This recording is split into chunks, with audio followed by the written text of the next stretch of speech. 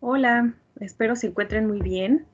Yo soy Ana Fuentes, soy parte del equipo de formación del área de desarrollo de negocio Vida y voy a estar platicando con ustedes sobre la segunda parte de nuestro módulo 1 referente al marco jurídico que corresponde al examen de la Comisión Nacional de Seguros y Fianzas. Voy a compartir mi pantalla con ustedes en este momento, me parece que ella se está viendo.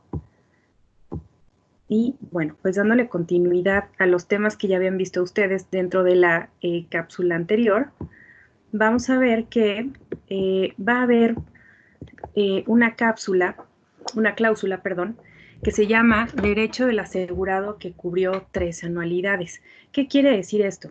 Bueno, pues que el asegurado que haya cubierto 3 anualidades consecutivas, es decir, que haya pagado 3 años sus primas, va a tener derecho a un reembolso inmediato de una parte de esa reserva matemática que ya se generó, es decir, de los valores garantizados, de acuerdo a las normas técnicas que figuran en la póliza. ¿Qué pasa dentro de los seguros temporales inferiores a 10 años?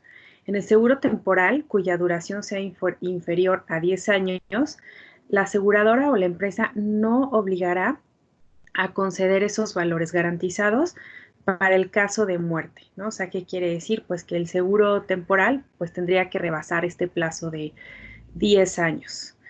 Hay otra cláusula que se llama atentado injustamente sobre la vida del asegurado y significa que el beneficiario perderá todos sus derechos si atenta injustamente contra la vida del asegurado.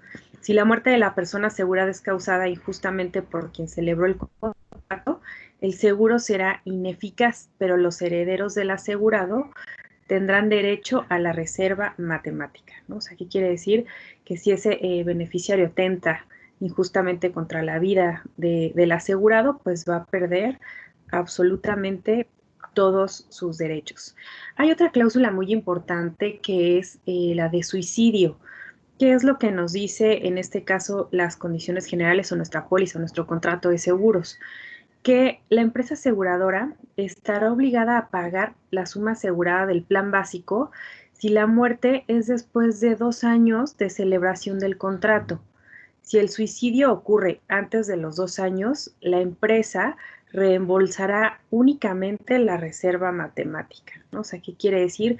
Que si ese suicidio ocurre dentro de los 2 primeros años, la empresa nada más va a reembolsar la reserva matemática. Si es a partir del año 3, la aseguradora sí está obligada a pagar la suma asegurada, mucho ojo, del plan básico, ¿no? O sea, por ejemplo, si la persona tuviera contratadas algunos beneficios adicionales como muerte accidental o pérdida orgánica, la aseguradora no le paga lo referente a los beneficios adicionales. Hay otra cláusula muy importante que se llama la carencia de restricciones. ¿Y de qué trata? Bueno, el contrato de seguro no está sujeto al lugar de residencia o el cambio de esta, así como la ocupación o viajes o género de vida del asegurado, y esto no afecta a las condiciones de la póliza, excepto cuando sean sancionadas por la ley. Por ejemplo, si una persona contrata un seguro de vida que hoy vive en la Ciudad de México y de repente, no sé, en 2 semanas o 3, se muda de domicilio a, no sé, al estado de Quintana Roo, bueno, pues esto no cambia las condiciones contractuales de su seguro, ¿no? A eso se refiere la carencia de restricciones. Bien, en cuanto al tema de intermediación de un seguro, bueno, pues en el caso de la Secretaría de Hacienda y Crédito Público, que es el órgano competente para interpretar y resolver para efectos administrativos las disposiciones del reglamento de agentes y la aplicación va a corresponder a la Comisión Nacional de Seguros y Fianzas, ¿no? ¿Cuál es la obligación de todos los agentes de informar a sus clientes, ¿no? O sea, o a una persona que pretenda contratar un seguro. Bueno, pues número 1, su nombre completo, el tipo de autorización, número y vigencia de su cédula, así como el domicilio donde realiza sus actividades.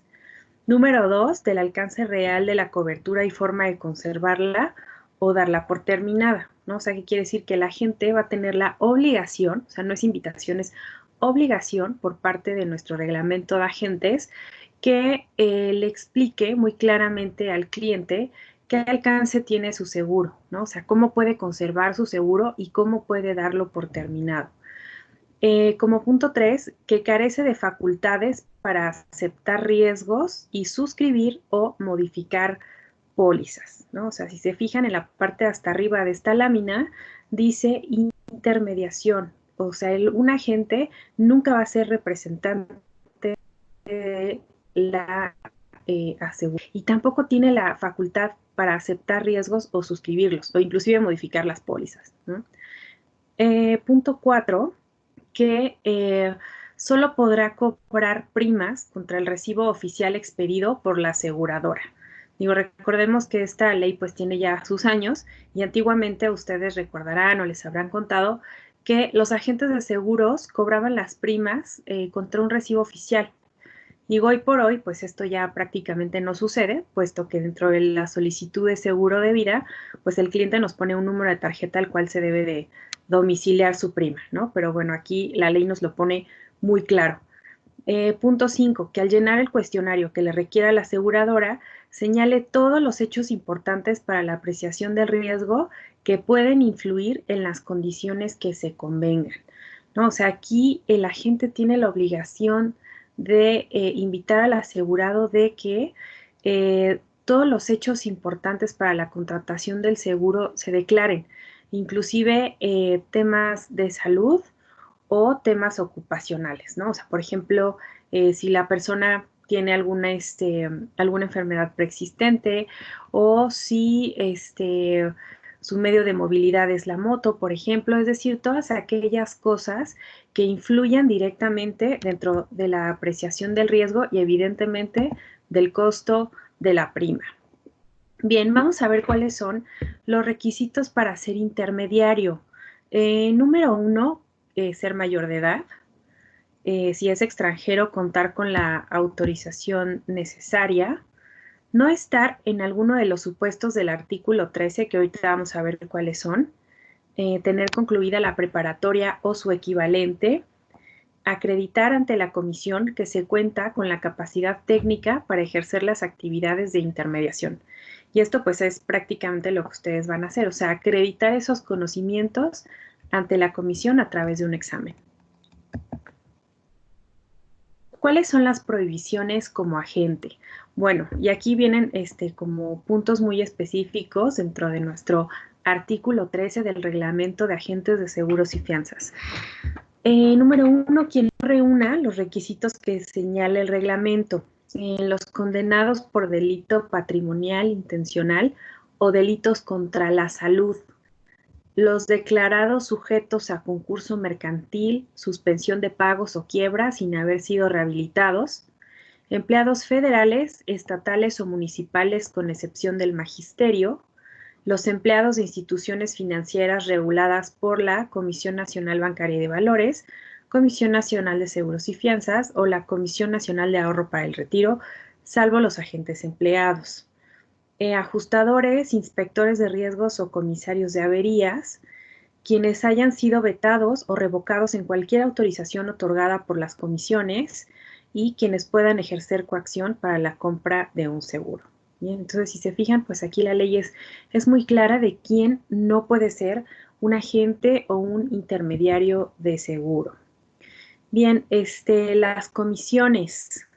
El agente va a cobrar las comisiones sobre las primas que efectivamente hayan sido ingresadas a la compañía. ¿A qué se refiere con efectivamente? Es, por ejemplo, si uno de ustedes vende una póliza anual, pero el pago se hace mensual, las comisiones van a ser mensuales de igual forma. ¿Por qué? Porque esas primas están entrando efectivamente mensualmente a la compañía, ¿no? Entonces, de esa forma es conforme las compañías pagan las comisiones a los agentes, conforme van ingresando esas primas. ¿Qué más? Las va a cobrar más bien durante todo el tiempo en que las pólizas estén vigentes, aun si la relación de trabajo concluye entre agente y aseguradora, ¿no? O sea, ¿qué quiere decir? que pues a lo mejor si un agente vendió un plan a 20 años y ese plan se sigue pagando durante todos esos años, bueno, pues es un derecho que tiene el agente de seguir cobrando las comisiones sobre esa temporalidad.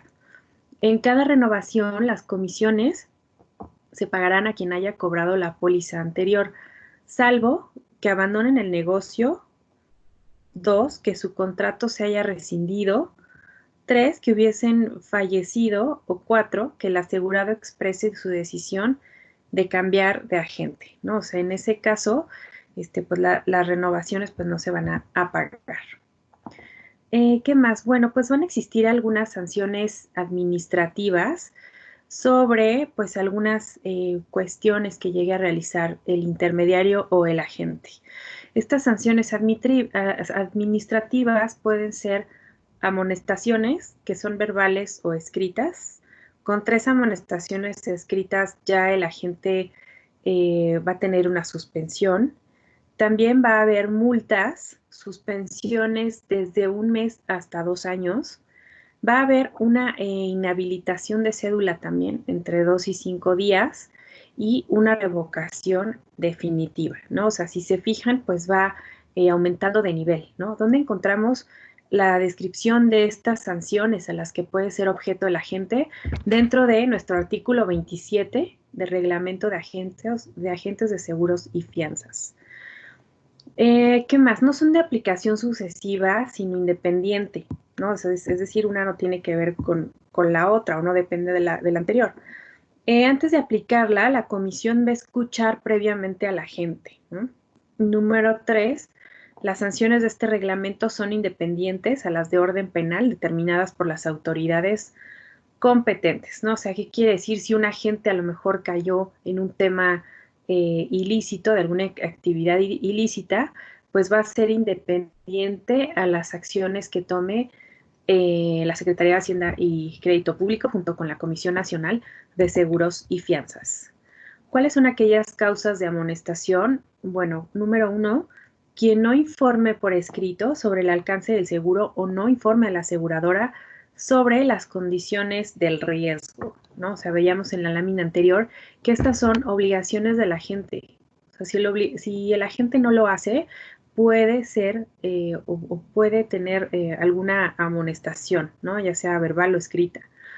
Número 2, a quien no informe sobre el cambio de su ubicación a la aseguradora con al menos 10 días de anticipación, así como a sus asegurados y a la Comisión Nacional de Seguros y Fianzas, ¿no? O sea, el agente que no informe sobre su cambio de ubicación también puede tener derecho a una amonestación.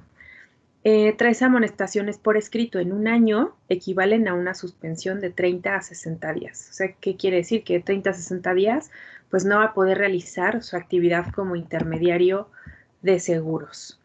Bien, las causas de multas las va a imponer la Comisión Nacional de Seguros y Fianzas, pero quien las hace efectivas es Hacienda. Se impondrán a razón de días de salarios mínimos de la Ciudad de México.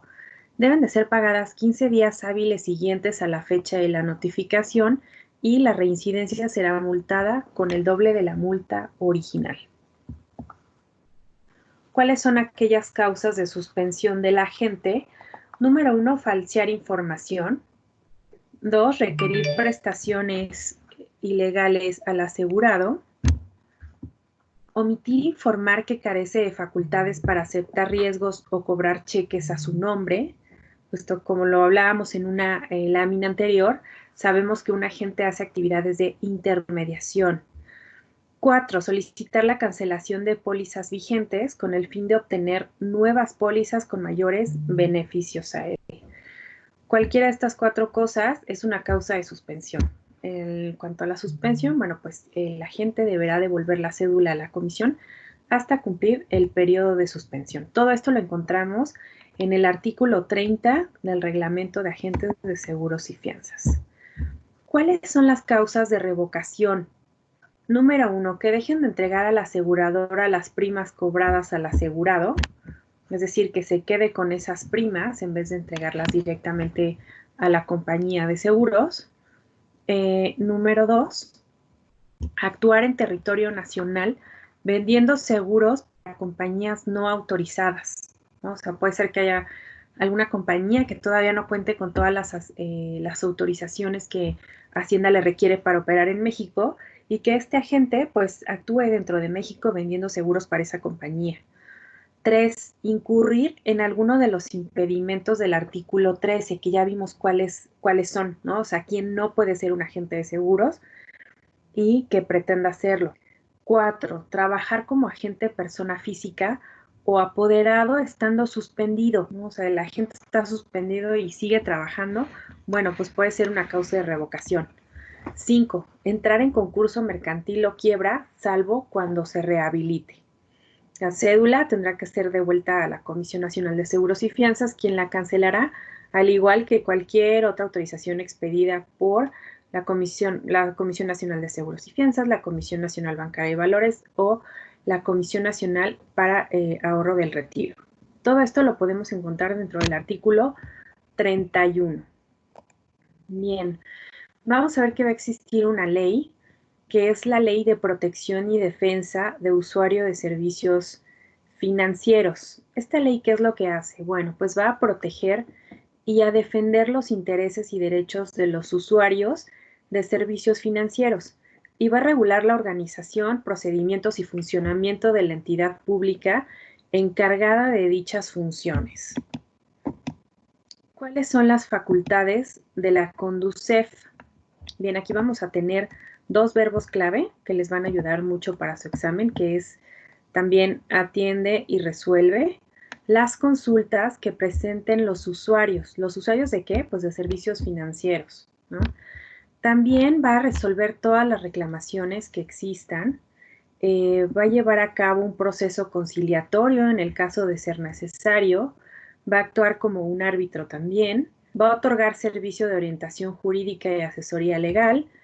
Va a proporcionar a los usuarios los elementos a una relación segura y equitativa con las instituciones financieras.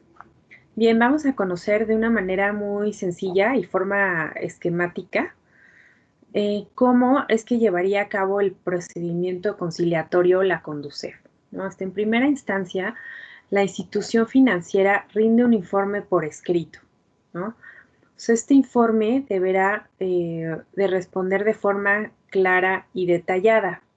Y en esa audiencia se va a exhortar a las partes a conciliar sus intereses, ¿no? O sea, en este caso, pues se va a buscar una solución entre el usuario y la institución financiera, y si hay solución, se va a firmar por todas las partes un acta circunstanciada. Y si no hay solución, se va a invitar a las partes a que de común acuerdo nombren un árbitro sugerido por las CONDUCEF, inclusive puede ser la misma CONDUCEF. Y también, si no hay solución, se le va a pedir a la institución financiera que forme un pasivo contingente. Y en el caso del procedimiento de arbitraje, si CONDUCEF es el árbitro, no puede brindar asesoría, es decir, no puede ser juez y parte, ¿no? Prácticamente. Se va a llevar un juicio de arbitraje y este puede ser de dos formas. Puede ser en amigable composición o en estricto a derecho. En amigable composición, bueno, pues se resuelve en conciencia sabida y de buena fe guardada, ¿no? En este caso, CONDUCEF resuelve la controversia, se emite un laudo, que un laudo pues prácticamente es una decisión que tiene la autoridad o la fuerza ejecutoria. ¿Qué pasa si este juicio de arbitraje se lleva a cabo en estricto derecho? Bueno, pues se resuelve con apego a las disposiciones legales sujeto a plazo, ¿no? O sea, de igual forma, la CONDUCEF va a resolver la controversia, va a existir un laudo o la fuerza ejecutoria en el caso necesario. Si no se acepta el arbitraje, bueno, se dejan a salvo los derechos y se acude a instancias legales como los tribunales o la Suprema Corte de Justicia, y quien dé el fallo o sentencia pues ya es un juez, ya no es la CONDUCEF.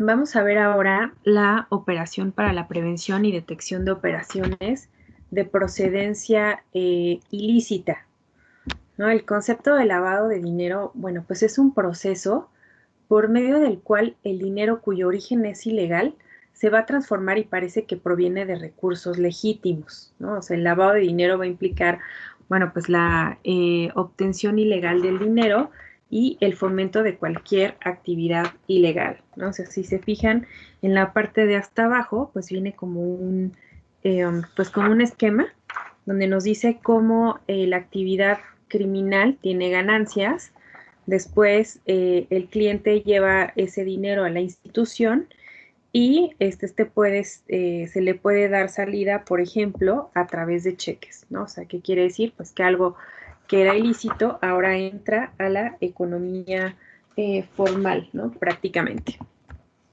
Vamos a ver que las etapas de lavado de dinero son tres. Primero es la colocación, que es la introducción de estos recursos ilícitos en el sector financiero. Después la disposición, que son transacciones financieras, y la integración, que es la introducción a la economía formal.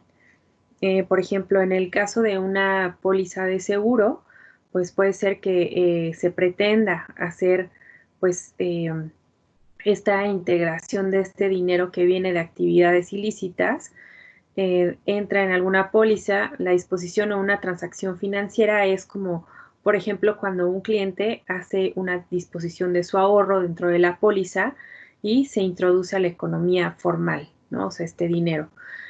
¿Cuáles son algunas actividades ilícitas? Bueno, pues puede ser el fraude, el contrabando, la evasión de impuestos, soborno o extorsión, narcotráfico, secuestro, terrorismo, falsificación de moneda, apuestas, robo o desfalco, etcétera. ¿Cuáles son las obligaciones que tienen las instituciones para poder detectar este tipo de situaciones? Bueno, como institución, como aseguradora, se tendrán que establecer medidas del conocimiento del cliente. Número 2, emitir pólizas solo contra documentos cotejados. 3, elaborar políticas y criterios para detectar este tipo de operaciones. Y desarrollar programas de capacitación. O sea, eso en cuanto a las obligaciones que tienen las instituciones. Ahora, ¿qué pasa en el caso del agente o del intermediario? Bueno, su obligación deberá ser observar las medidas de conocimiento del cliente, recabar datos, documentos e información adicional y cotejarlos, solicitudes completamente llenas, sin tachaduras ni enmendaduras, y reportar actividades RIP. Ahorita vamos a ver qué significa RIP.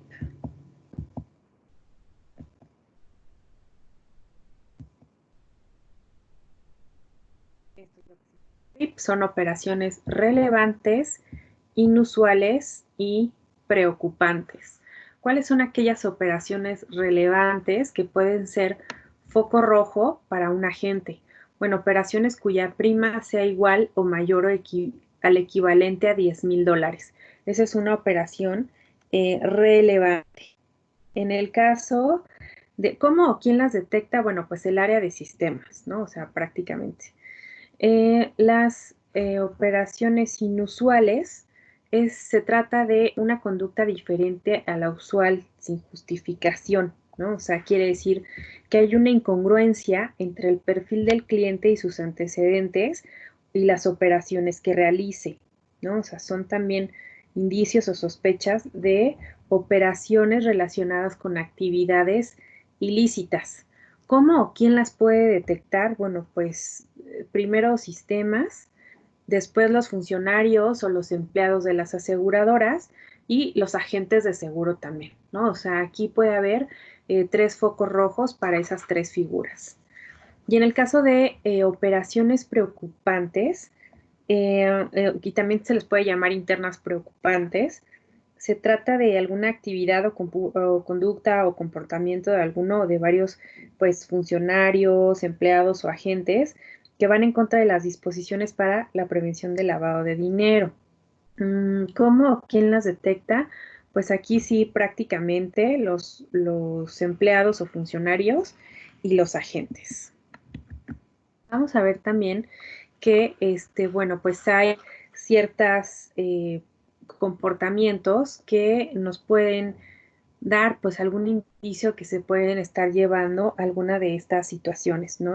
Por ejemplo, en el caso de preocupantes, puede ser un empleado que repentinamente lleva un estilo de vida demasiado lujoso y que no es acorde a su sueldo, ¿no?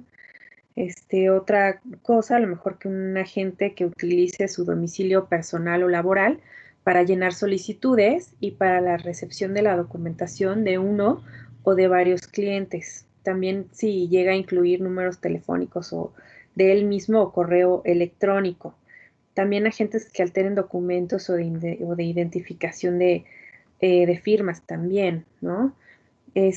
Por ejemplo, también que puede ser foco rojo, pues aquellos clientes que por su actividad profesional o económica estén relacionados con actividades de riesgo.